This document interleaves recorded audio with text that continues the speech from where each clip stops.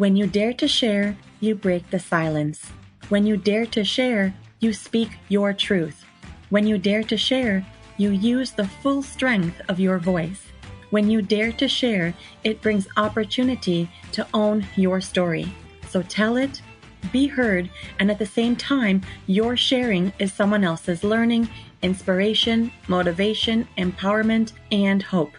There's always an element to each of our stories that remains a secret. For some, we feel it's a dirty little secret. Dare to share your untold story exposes these secrets in a welcoming and positive way. I encourage each of you out there to dare yourself to share what is yours to tell. When we dare, it is the courage to do something really important.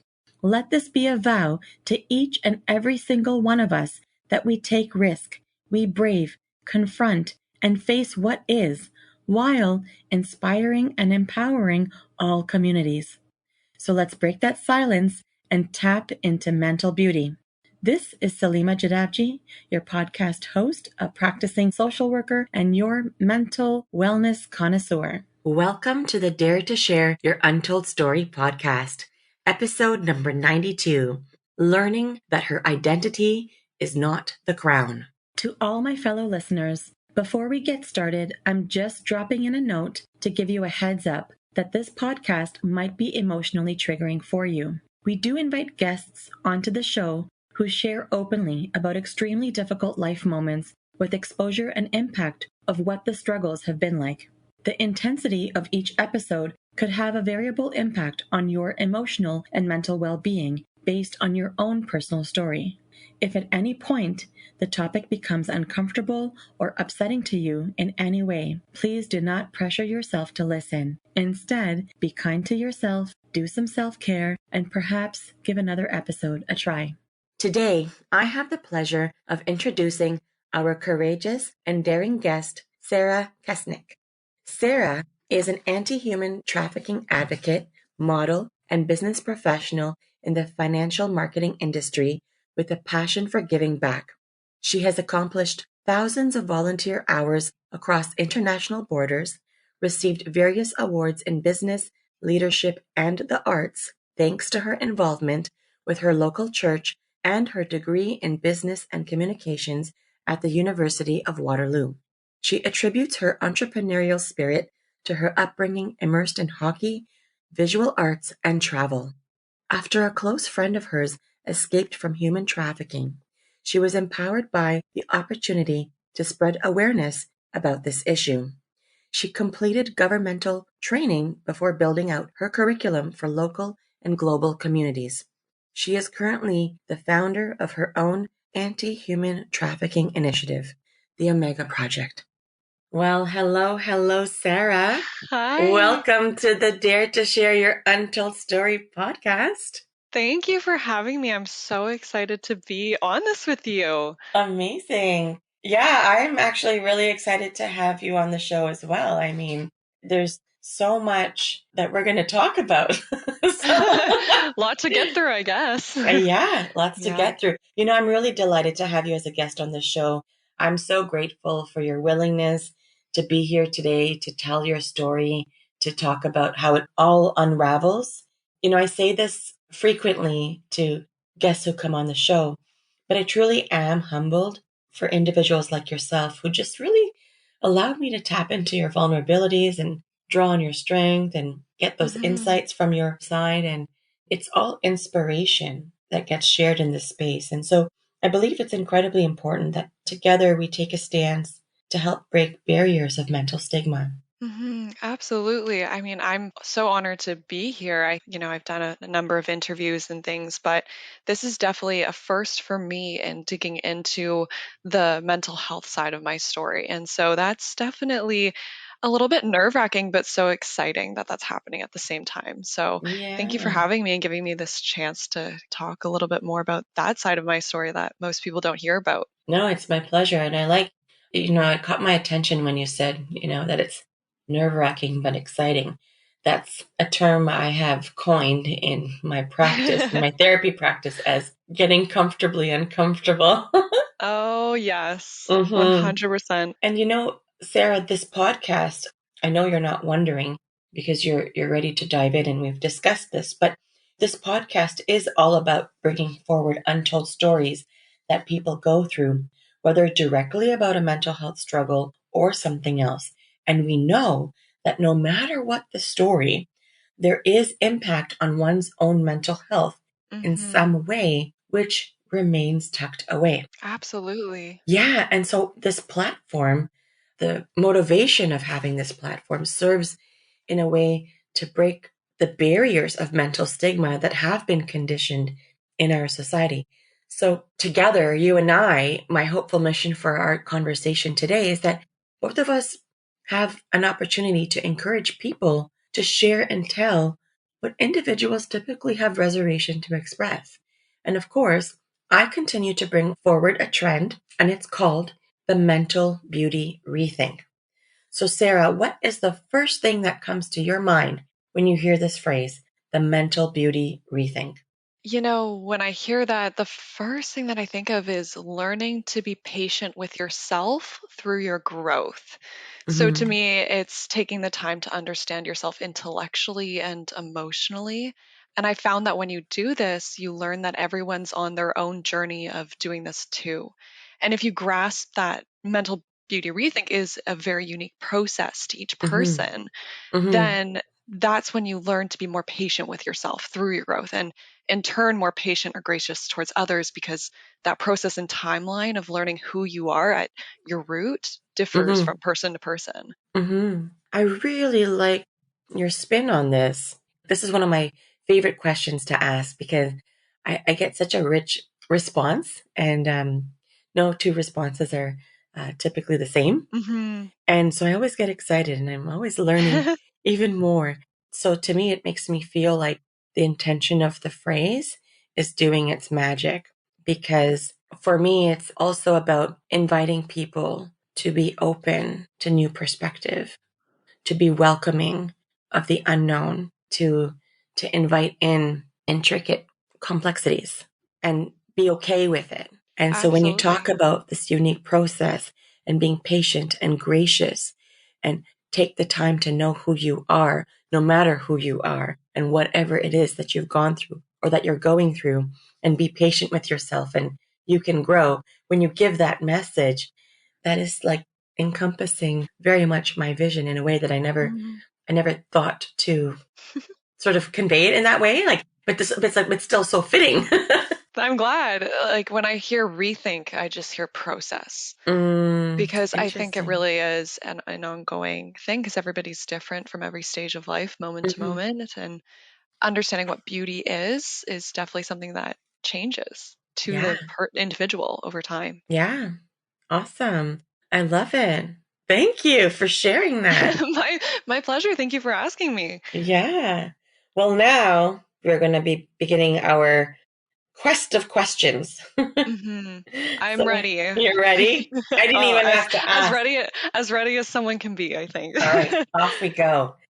All right, Sarah, give us the newspaper headline of how you would title your untold story. How would it read? If others were to read a news article about my life, I wouldn't want to just spew a bunch of facts about me. I would want people to find application in my story or entice Mm, self-reflection. So mm, my news title would be a question with a tagline. So it would read something like, "Where is your identity? A journey of growth and advocacy." mm. All right, say it one more time, Sarah. Where is your identity?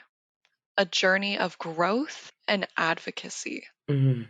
Where is your identity? A journey of growth and advocacy. Mhm. Okay. Mhm. What does this title represent for you? Can you share with us? Yeah. So that question, where is your identity, is one that I find myself asking at every stage of life. And it's a constant lesson for my life. There's a line in the Bible that reads, "Where your treasure is, there your heart will be also." And Mm, so, in other words, where you're placing your time, your energy, what are you prioritizing in life? Where are you finding yourself or your value? That is where you will find your identity. Or in asking yourself, is that what you want to be shaping your identity after? And so that is a constant question that I'm asking myself. And so it is a process of growth that's led to the advocacy. And Right. that's where my story, I think the underlining theme is. Yeah, that's beautiful and so reflective. And I really like how you started by saying, if someone was going to read my title, it's not going to be about facts. It's going to be about application of my story. It's going to be about that process, the understanding, pulling up and teasing out really important themes and learnings. Yeah, I've always been one for looking for deeper themes or hidden meanings, and I'd Mhm. rather just try to spell it out if I can for other people. But Yeah. I've always been a bit of a book nerd, so when it comes to books or English class, that was always a favorite of mine is the application side of what is this author trying to say. Mm. And also finding symbols, right? And Hmm. things like that. That's great. Okay. Well then, this just gets me even more intrigued because I know you have so much more to share. So tell us what your untold story is all about. Give us that snapshot. So I was raised in a very loving home. I was very blessed to have parents that work to provide and just create a space where anyone and everyone was welcome to dinner at our home. We had a very revolving door type policy for dinner. I think that really gave me a community centered mindset in life and just that outward love for others. And so, being raised in that type of home, I was always seeking to build relationships with other people. I was a massive extrovert. In the more recent years, I've definitely learned to dial back and become more of an introvert, which is another thing. But Hmm. when I was little, very, very outgoing. I talk about, like, I joke that my parents had to get the child leashes for me. They had a blue and a pink one because I have two brothers, Hmm. but they used them both on me. And because I was just so adventurous, I loved going anywhere and everywhere. And so that idea of taking, you've heard me use the word journey a few times, taking life as a journey has always been, I think, the core of who I am and loving home. But there comes a point in your life where you start to realize, oh, like this world isn't just this magical place I've made up. It is quite literally like the real world. And I think that Hmm. hit around the age of 9 when I Hmm. started facing some bullying within my classes. And Hmm. it's around the 2008 2009 stock market crash, all that kind of stuff. So family faced financial pressures, and then I Hmm. faced some health issues during that time as well. Okay. During that process, it was just like one thing after another. All of a sudden, that rose colored glasses of the world just disappeared, and I started to see the world a little bit for what it actually was, a little bit. Right. And just learning through that, finding who I was within these different kinds of messes, from the bullying, the financial pressures your parents don't intentionally place on you, but Well, you're witnessing it, right? You're exactly. observing it. You're in it, right? So it's Yes. like And your if parents can only shield you from so much when you're in the thick of it. and if you see them going through some stresses, you start to ask, well, what can I be doing to help? And oftentimes there's nothing you can really do, and so that creates a different kind of stress on you that you might not understand. Sure, because then there's also like guilt that might come up too, right? Exactly. Wondering if you should be asking for something or if there's even something you needed for school and it requires to spend money on something, even if it's a small thing. Yeah. Children are innocent. And if you're at that young age, you might not have known Exactly. that it's okay to ask and they're your parents and they'll figure it out. But when you see that turmoil and you see the stress on their face and the exhaustion, I'm sure like it was limiting you from Mhm. really showing up the way you normally would have. Yeah, 100%. I definitely Hmm. relate to that. Like I said, it was kind of a one thing after another. So I thought, if I'm being bullied right now and by different people, then that's not where I'm going to find my comfort. That's not going to where I want to place who I am. I don't want to be defined by this bullying. So I place it in my family and in the things that I have, this house, my school that I go to, the things that create a status. And those started to be taken because of the financial pressures. And so I thought, where else can I put my identity? Where else can I put who I am? And I put that into, my health. I'm healthy. I play lots of sports. I love to get involved.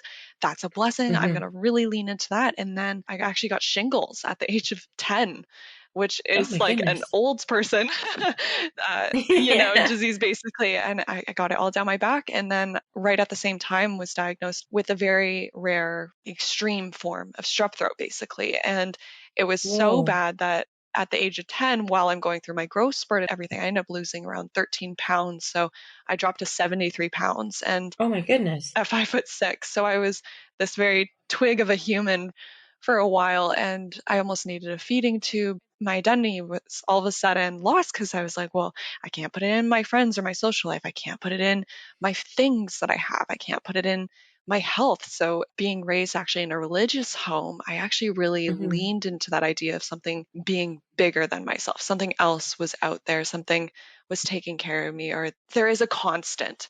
And so I Right, really leaned more into my faith during that time. And I'd say right, that's where I've since been able to root a lot of my identity because it is that constant. And right, it tells me a lot of wonderful promises about who I am compared to right, these other things. right. Sarah, I'm so curious, when you talk about really trying to understand this identity of yours, Hmm. it sounds like you weren't really able to label Yeah. health is this way, friends are this way, or my peer group is this way. Physically, I look different. I have different needs. I don't fit here. Mom and dad are going through this.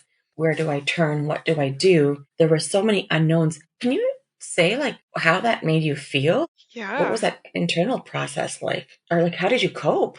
It was a challenge. I'm not going to like sugarcoat it. A lot of people, I think, discredit how much children actually perceive or go through and how much Mm-hmm. actually resonate with them. And I think all of us, once being a child, can look back to a time in your childhood where you're like, I was actually really hurt by this, or I was actually really affected by this issue. And to discredit then the future children who might come forward and say, this actually hurt me, and say, well, don't worry, you're still young. Like that's not, it's not healthy to do that. And so that's something I've given myself a lot of grace for and leaned into, and reflecting upon what I had experienced during those years was Mm-hmm. nothing short of just one massive trial and tribulation. It was a valley of my life, I'd say. There was lots of blessings throughout it. To answer your question, I was anxious. I was Mm-hmm. overwhelmed. I was afraid in a lot of different Mm-hmm. aspects because I didn't know who to turn to. I didn't really know where to go. I didn't understand these emotions that I was feeling. I didn't know Mm-hmm. that anxiety was an issue. I didn't know that that was even a thing. So I couldn't label it like you were saying. Mm-hmm. Did you ever end up finding someone to confide in or sort your thoughts out with? Was there Mm. anyone in your life that you felt you could trust or felt that did understand you? I give so much grace and love to my mom. She Mm-hmm. tried really hard to understand, and she was always there. And actually the reason why my health got worse actually right after she had left for a trip. So I don't think that there's lack of connection there. I think that there's actually a reason why my health declined as soon as she left a little bit. It was tied to her, and that fear of that one person that I was really needing or leading on in this time is gone. Like I said, like I was placing that identity or trying to seek it through friends, through my family, and there were so many inconsistencies. And so for me, like I said, it really did become about that faith, about that concept Mm-hmm. of meditation and prayer, and journaling became a massive part of my life when I was really young because it allowed me that space where no one else would judge me. Well, who introduced you to journaling? That was just me. I love to write. When I was around 9, I had a great teacher who was introducing us to poetry and things like that. And it was that idea of reflection or idea of Right. applying in a more poetic way or writing your thoughts out. So much turmoil and so much identity sorting and searching from such a young age. Fast forward a bit. What happened later? Yeah. So I actually went to 2 different high schools. In my grade 9 year, it was more local public school, and Mm-hmm. I met some wonderful people. But at the same time, it wasn't really challenging me as much as I wanted it to academically. And I also was actually facing a lot of backlash for my faith. Like, Mm. I am a Christian. A lot of people, I didn't think that this would ever happen, but in Canada, but I had some teachers actually speak up against that. And it wasn't a space where I felt like I could truly just be. And Well, it didn't seem safe. Yeah, it yeah, didn't feel safe at all. when in talking about this to my parents, I think they definitely started to see throughout that year those anxieties and pressures that I was placing on myself to almost give up certain things or just accept certain things as a reality rather than, you're allowed to remove yourself from those situations if it really isn't good for you. And so they ended up finding me a different school that I ended up changing to, And Mm-hmm. it was wonderful. I found people who were loving and supportive. And so just really like was on this high of life, and it was wonderful, built some awesome relationships. And then I went to university. I wasn't 100% sure, that there's a lot of pressures changing to university saying you have to know what you want, like figure it out. But the biggest lie I think you're told going into university is that you have to have everything figured out. And Right. that's a lie that I believed going into university. And that caused a lot of additional, I think, stresses and pressures that I placed on myself. And I actually ended up getting a scholarship to play on a hockey team at Trinity Western University in British Columbia. And it's a private, smaller university on the West Coast. And it was a wonderful year. I had so much fun. But midway through the year, I actually was doing some dorm events and ended up destroying my shoulder. So I had to stop playing hockey. And that was Oh no. really hard for me because for a long time, I actually had been playing the sport at that time for about 12 years, 13 years. And so that meant I also wasn't able to continue with that additional little scholarship that did help with tuition. And so Of course. I took that time to pause and reflect. And I was like, I felt going into this university, I was only going to be here for a year. And lo and behold, that's what ended up coming to pass. And I actually ended up losing 3 friends while I was out on the West Coast that I couldn't come home for. I lost one to suicide, Right. one to cancer, and one to an undiagnosed heart disease. And Wow. that was just really difficult to process because it was like, once again, one after another after another. So this is three hmm deaths. 3 deaths. And in a span of how much time? It was within 2.5 months. In 2.5 months. Yeah, and they were all on the East Coast, so I couldn't return home for their funerals either. So that lack of Right. closure definitely hit me Mm, really hard during that time. wow. You asked me that question earlier, like who was a constant in your life that you could talk to? And Yeah. I actually, like, one of my best friends growing up was my grandma, actually, my mom's mom. I loved my Oh, grandma Margaret. She was this wonderful person. She took me downtown Toronto, and she'd teach me about giving back, where we would give these little toonies out to people who were homeless on the street, buy them meals, sit down, have conversations with them. She was beautiful human. And right after those friends passed, and I decided this was right at the tail end of my first year at university, I came home and she was re-diagnosed with colon cancer. And that was like another slap to the face a little bit to be like, oh man, now one of my best friends is going through this now too. And to wow. process that was really difficult. And Hmm. on top of that, I transferred schools. I knew I couldn't stay on the West Coast, so I went back to my original plan to go to Laurier. And Hmm. I went to the school. They accepted me into their economics program because they said we don't accept non-first years into our BBA program. So once you're here, Right. then we'll internally transfer you in. But once I got there, they said, just kidding, we can't do that. Once again, it was just another piece of news that was just a slap to the face, where I'm a very goal oriented person and my goals were just thrown out the window. I was like, I don't know what I'm supposed to do from this point. Right. I'm not passionate enough about the program that I'm in. I know I could do Hmm. it. That's the harder thing, too, like knowing you don't need to stay in those environments that you're not thriving in. Ended up transferring one more time after my second year to Waterloo University, where I finished my degree and just loved the rest of my experience there. Hmm. Hmm. So definitely a roller coaster. Totally a roller coaster. I was just thinking the same thing. That is so much. And in such a short period of time, I hmm can only imagine that it was hard to process everything at one go. And it must have taken a lot of time and aftermath to kind of really reel from all of that. And it sounds like there was one thing that you were doing was listening to your like internal signals. So if you hmm were far from home and you realized I needed to come back and be closer, you found a way to do that. hmm hmm Having so many losses in such a short period of time, along with not just grieving death, but the injury and the loss of hmm this scholarship, the loss of this hockey and what it meant to you. And what is the school I'll be graduating from, Yes. right? When you have an idea of where you think you're going, I mean, it's natural to assume that if I'm attending this school, I'll be graduating from the school. And then it changes. And it Right. seemed to change in a heartbeat for you, right? Just so quickly. So Right. I just don't know how you did it. Well, I think it was definitely, it came down to my community. Like, even Yeah. though I was really struggling, I still had people to turn to, people who would check in on Mhm. me. I'm really, really grateful for those people. And then once again, Yeah. that belief in something bigger than myself, that things were going to work out in the end, that Yeah. optimistic point of view, even Yes. though there was definitely periods where I could not find it. I was so hurt by everything that was going on that I had a Right. really hard time seeing that optimistic perspective. But that's when my community stepped up and really walked with me. And that's lovely that you had that backbone support, right? Hmm. So then I'm curious about how all of these pieces of your story, all these puzzle pieces, how do they weave into the part where you found a way to support anti-human trafficking? That's a pretty big part of that story too. Was it was while I was at the University of Waterloo, and I got this message from a friend who hadn't heard from her in a little bit. Her name was different on Facebook, so I was like, oh, I don't really know what's going on. But she confirmed it was her through these memories, and she was like, hey, like I just love to like catch up and see how you're doing and get like grab some coffee. And I said, great, that would be wonderful. And I shared with her what I had been up to, and then I started asking her where she had been for the past 3, 4 years. And she said,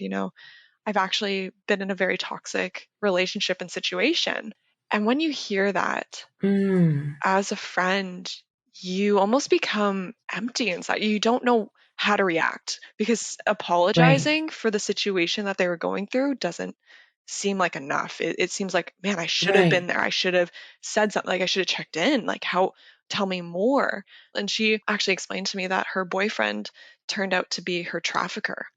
And he had lured her Wow. and groomed her over the course. And this is in Oakville, Ontario. So it's a very local thing, convinced her to, over time, start doing these different things for him, which turned into an enslavement of her because he slowly took her information. He started, controlling every part and aspect of her life to the point where she couldn't leave. She was either afraid for her life, afraid for family's life, afraid for the unknown of not knowing what to do if she escaped, or and it took her for a while to have that epiphany too, that this was really just not even just an unhealthy relationship alone, but this was quite literally slavery. And it was through the help of a local anti-trafficking organization that had helped rescue her. And leaving that situation with her, that conversation, after hearing everything she went through, I promised her that I would educate myself more. I was like, I had no idea Hmm. that this was even an issue in our Right, society. And so right. that's what I did. I took some governmental training. I just started learning more, asking a lot of questions.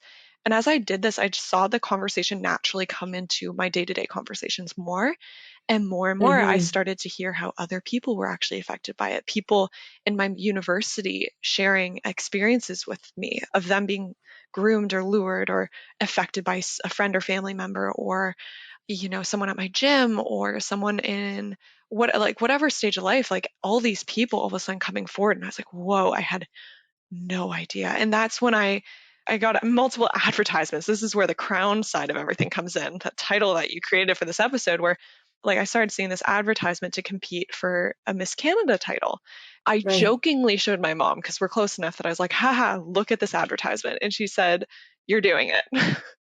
I chuckled and I said, no way. What are you talking about? I'm not doing that. And she says, no, I would like you to try it. Interesting. Being someone who is just such a go-getter, like always trying new things, I was like, man, this just feels like a challenge I want to take on just to say I did it. And as I started researching the pageant more, I saw the values of it and I saw the environment that it created. And it's a very philanthropic pageant. It's the oldest pageant in the world. It focuses a lot on your initiative. Its big tagline is Hmm. beauty with a purpose. And so I was like, what could my purpose be? Like, what could my project or initiative be to bring forward? And it was around the exact same time my friend was going through all this. And I said, Right, I saw a gap in our education systems. right. We weren't being properly informed on this issue. And so I created curriculums for advocating against human trafficking and sex trafficking, and mostly for parents and teachers. I don't believe it's necessarily my place to go into the home and educate the child specifically on this matter, though I do teach children on healthy relationships because at the Right. root of it, that's what it is. And Of course. yeah, so that's how that kind of came to be. Wow. Your friend, was she able to escape? Yeah, so the reason why she was able to contact me was because she had escaped. She's currently in a safe house elsewhere. Okay. So she is safe. She is receiving the mental health and care that she needs. How did she escape? Is that something you're able to share at all? I could always use more education in this Yeah, sensitive area because we it's not spoken about much, right? It's not yeah. talked about. I've met a few people who've told me different things and stories, but maybe not really going through so much detail. Hmm. But what I know is that escaping is such a complex thing that even when people have attempted, the traffickers find you and there's other like punishments or penalizations. So I'm just so curious about Yeah. how she managed to be successful to escape. So it was a little bit of a time and place situation. And there's a Wonderful. lot of different organizations actually locally that help with the rescuing. So I'm partnered with one called Fight for Freedom, and they do some of the physical rescuing. And there's a lot of organizations that basically walk the streets with existing survivors or people who've been trained in this. They're not police, Mhm. they're not experts in military or anything, but they're just individuals who have a passion for this, who saw a need, and they were trained properly. So they walk the streets of Oakville, of Mississauga, Burlington, of across Canada, across the world, and they look for signs of symbols of different trafficking scenarios. So in Canada, it's very relational. You can't just walk up and just nab them from the situation and run away with them necessarily. There are instances of that, but it's definitely Mhm. not the most common approach. It's very relational too. Because at the end of the day, these traffickers have placed these women in places where it's a very consistent routine or schedule. It's all like under their own watch. So they know Mhm. what's going on. The girls don't necessarily all the time, but essentially, these workers walk the streets. I don't want to give too many details, but they saw her Sure. on the streets, just casually had a normal conversation. She played it off like normal. Because at this time, you're groomed so much to be afraid that nobody's able to help you. This is your life now. You can't escape. Right. So you just have to always act as normal as you can. Mhm. And so Mhm. these experts obviously just kind of were able to pick up on different things from her physical appearance, her like energy levels, just how tired she looked. There were people around just kind of watching her or right by her side. And they were always short little snippet conversations, but they'd pass each other in the passing every few weeks or so. And then a few months in, finally just said, if you need help in whatever capacity, just like say the word and we'll help you. And like it kind of just got to that point where they actually negotiated a deal with the traffickers saying, we'll take her Wow. off your hands. They kind of just bought her back, but that's not a common approach. Yeah. A lot of the times it's very much the girl just has to run. She decides she Right. has to make the conscious decision and she runs. And the thing is, even when they're quote unquote purchased back, Right. they're always tied to their traffickers. So she has to change her name. She will never get the life that she had beforehand, but the goal is to make it as normal as we can from this point forward, which she's on the path of Mhm. recovery too. But yeah, it's pretty crazy because every story, Wow. rescue story is a little bit different, but they're at the end of the day, they all need the resources of the mental health support, of the physical housing support and living situation. Because of course the goal is to get them home one day or a new home, but for a period of time while things cool down, they need a safe place.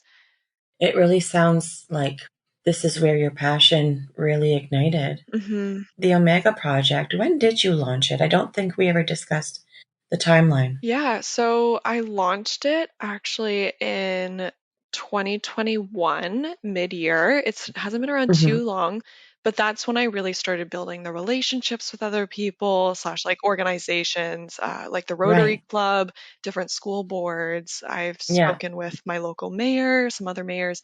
Because I saw a documentary and then even I think it was like a movie. A lot of the things that you discussed and described today, I saw it and I thought, wow, there's so much, when you're trying to escape that the individual has to contend with. And even if your family is looking for you, all of the red tape and all of the different Yeah. obstacles that come along the way that don't make it easy to Hmm. have success and what really you need to do in order to have the success. And it's not guaranteed. I thought this needs to be out there more. People need to see Hmm. this and hear this and read about it and learn about it and talk about it. because it is so impactful, Yeah, absolutely. right? And the more we know, the more we can help. Yes, absolutely. That's my heart behind it. Yeah. So Sarah, tell me, so when people come to see me for therapy, people are usually in like one of three places when they come. Some people are getting started where they bring all their stuff and they say, okay, I've got a bunch of stuff to work through, work out, sort out. Hmm. There's a lot of sorting that has to happen. Sometimes people are in the middle of maybe an acute crisis or a situation, or they're needing some support navigating particular parts of their life. And some people are looking back where are either trying to get closure on some parts of their life, or they're trying to have some personal growth so that they can move forward and be more resilient in their life as they go into new chapters of their future. Where in the journey for yourself would you say that you're in? Would you say that you are getting started, in the middle, or looking back? I'd say in the specific moment, I am a Mm-hmm. little bit more reflective on everything that Mm-hmm. I've walked through and experienced, but I know that Lord willing, still have a lot of life ahead of me. So Mm-hmm. obviously, Mm-hmm. like just bracing for how do you just build those habits or learn, like you said, from things you've gone through. That's I'd say Sure. definitely the tail end of things. Yeah, that makes sense. I have another curious question of mine. Please. Okay, so I want to know, like we've talked already a little bit about the bullying, the financial impacts growing up, Mm, this whole piece about your identity and trying to understand it and really embrace who you are, the health ailments and learning about your friend and even the deaths. I can only imagine how much grief and mental well mhm. being was impacted. I'm curious about how all of this had affected your mental health at the time. Can you say a little bit more about that? Sure, yeah, because it was a big impact, I think. Such a big impact. So those first points that you mentioned, like the bullying, the financial impact, and the health, those were all tied to actually an anxiety like that Hmm. that I hadn't realized that I'd been battling with because once again, I didn't have a label for it. And what did the anxiety look like for you?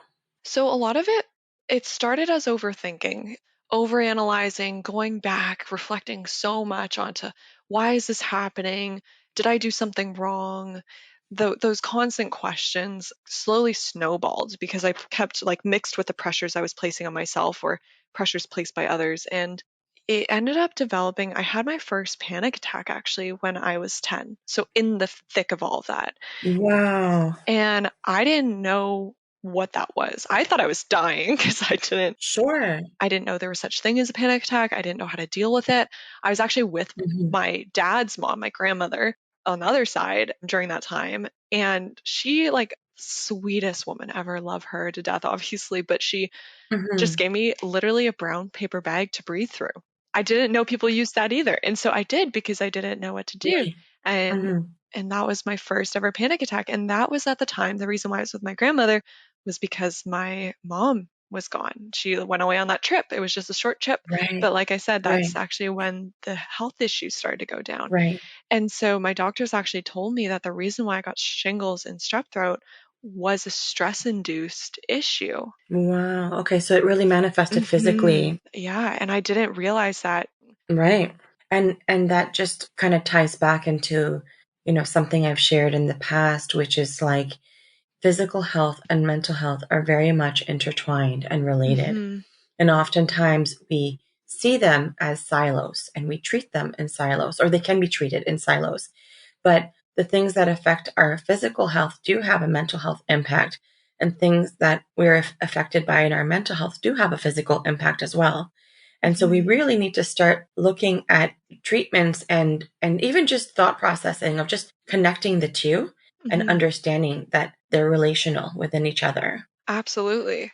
For me, it once again tied back to that because so much of it was this process of working through it on my own slash with my faith. And but Hmm. essentially like I was alone in my room processing these things. And one thing that I did have this epiphany of, which was at the tail end of everything, when I was working out that identity issue, was I didn't want my mental health issues to be another identifying factor of me. I didn't Right. want it to define who I was.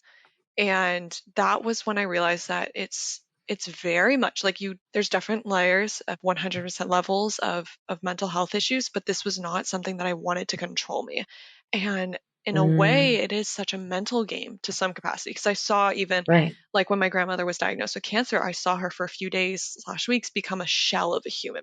It impacts you so much Mm-hmm. emotionally that it Mm-hmm. affects and manifests into your physical.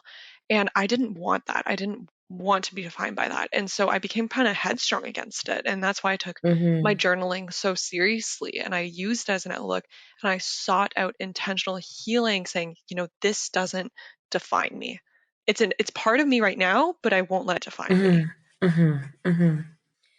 And so, how did you make peace with that, right? Hmm. Because, I mean, what you're saying is that there was this big resistance that you had with accepting that, there's a mental health component here. It came down to that brainstorming of, I've had all these things happen, tried placing my identity in all these different things.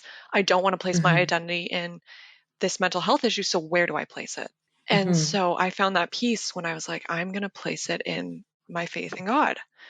Personally, like, everybody finds it differently, but that's where I personally found it. And it was because, specifically growing up, I had heard all these beautiful promises that, hey, when you're in trouble, you can lean into this, that there is this God that cares about you. And so that's something I personally leaned into, because there was promises that Right. came with that I chose to believe, that were, you are fearfully and wonderfully made. By the grace of God, I am what I am, and all those different things. And that idea of like taking a step back to be like, sometimes it's not about me. Sometimes, like, these bigger issues are in the hands of someone else.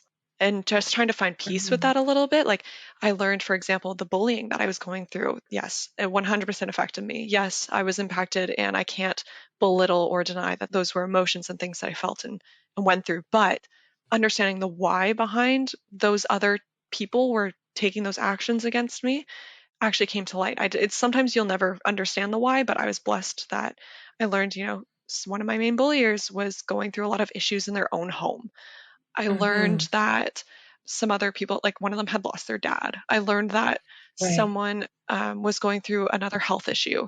And so it kind of gives you perspective that there's more going on within the lives of those around you. Yeah, when you can reconceptualize and reframe as Hmm. well, take a step back and say, well, what are the other possibilities? Like, what else is going on? And if this is not about me, what is happening? And Exactly. there might be parts that I am going to learn about, and there's going to be parts that I don't know.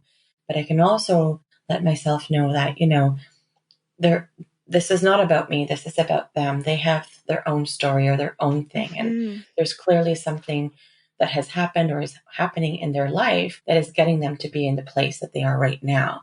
But I have to be clear about who I am and what I am, so Hmm. that I don't get defined by that. You hit it. You summarize everything. That is my story in so many ways, is taking that Hmm. perspective and applying it at every Hmm. stage of my life, because there's Hmm. always something else going on, and sometimes it's not about you. Most of the time, it's not. The issue is that as us humans, we take it personal. Exactly. If you're placing your worth in the hands of others, if you have this tendency to be a people pleaser, Hmm. then you're going to think, I did something wrong, Yeah. right? I need to show Hmm. them I'm a good person. Yeah. Why doesn't this person like me? Yeah. I am a likable person. I am fun. Why would they treat me that way? There, I must be defective, right? So these are Yes. the kind of narratives that I've heard time and time again, and some of which I've had from my childhood as well, right? Different things Hmm. that we grow up with, and that's the other part: is what do we program when we're younger with our limited perspective? It's Hmm. our perspective, but oftentimes there's other information we didn't process or we weren't privy to. So we're told ourselves a story based on information that might not be factual or is only partial, Yes, 100%. And right? that's exactly like how the pageant world, for example, can become so toxic, as girls are entering into these spaces without knowing who they are yet. And so they're Right, placing their value in that crown when it's right, your value that defines the crown. exactly, right. That's why I felt like I was able to enter into those spaces and be so Mm-hmm. encouraged by some of the women, but also have this Right. chance to encourage others because Amazing. it takes that time to be like, okay, like, where are you placing your identity right now? Why are you actually doing this? Mm-hmm. Mm-hmm.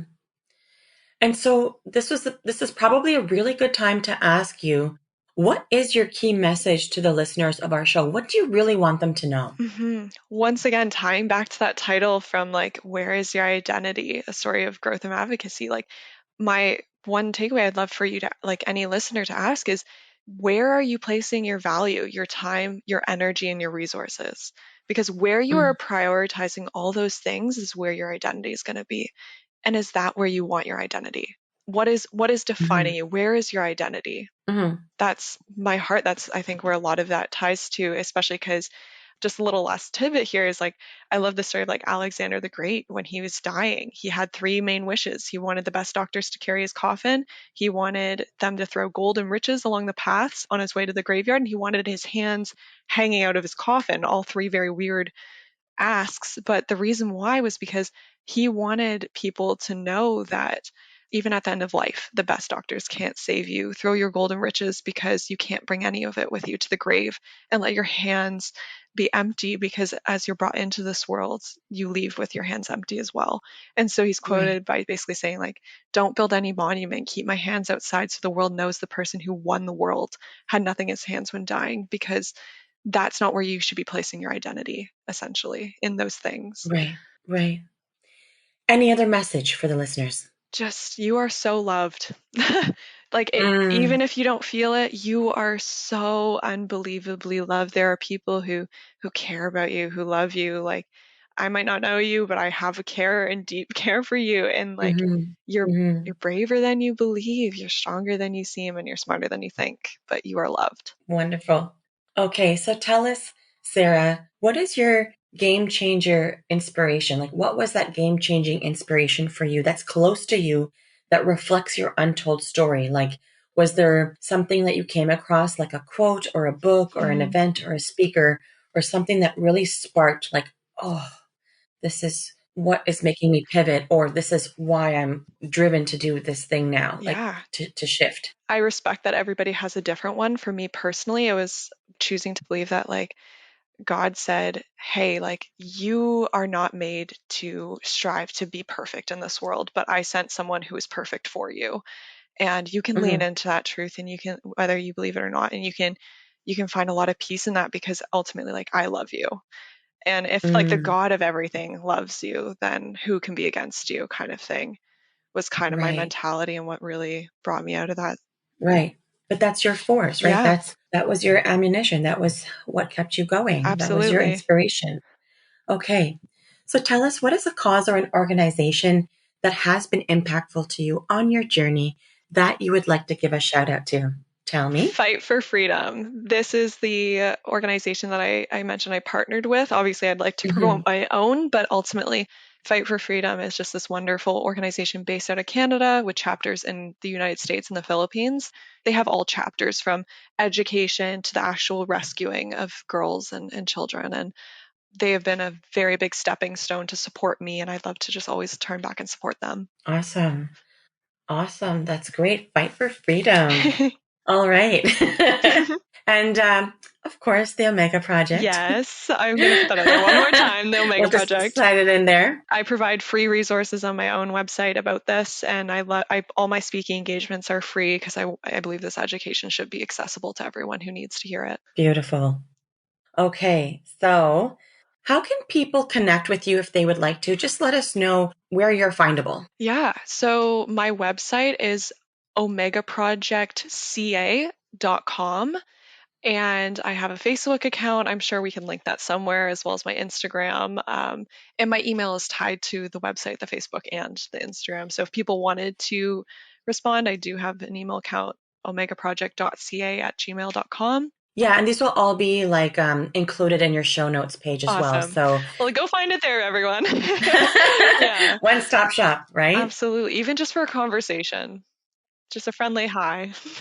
Yeah, absolutely. So, Sarah, guess what? What? You just dared yourself to share. Yay! Congrats. Thank you so much. Yes. Oh, this is Yes. so wonderful.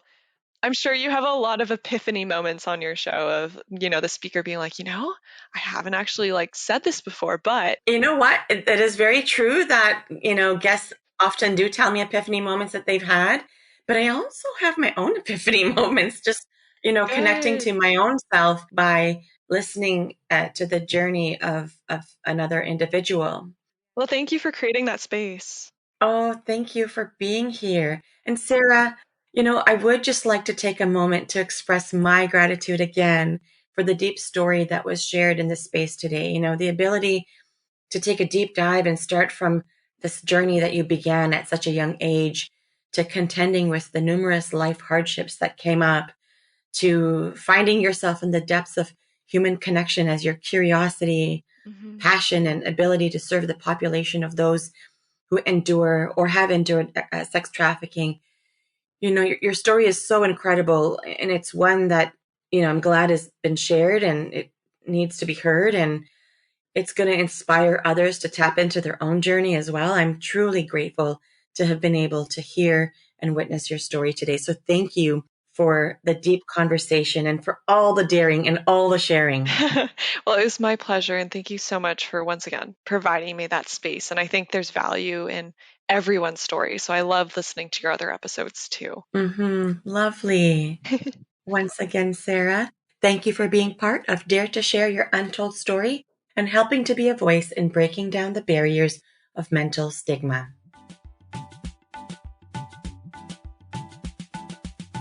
To all of our listeners, if you like what you've been hearing on this podcast and you want to be part of breaking down barriers of mental stigma, I invite you to go wherever you are listening to the episode and hit subscribe. Leave us a comment or a review of the episode and maybe how you relate to it. To learn more about what we offer, visit www.daretoheal.co. And if you are feeling ready and brave to share, please submit your story by visiting www.daretoshare.co. Thanks for joining in.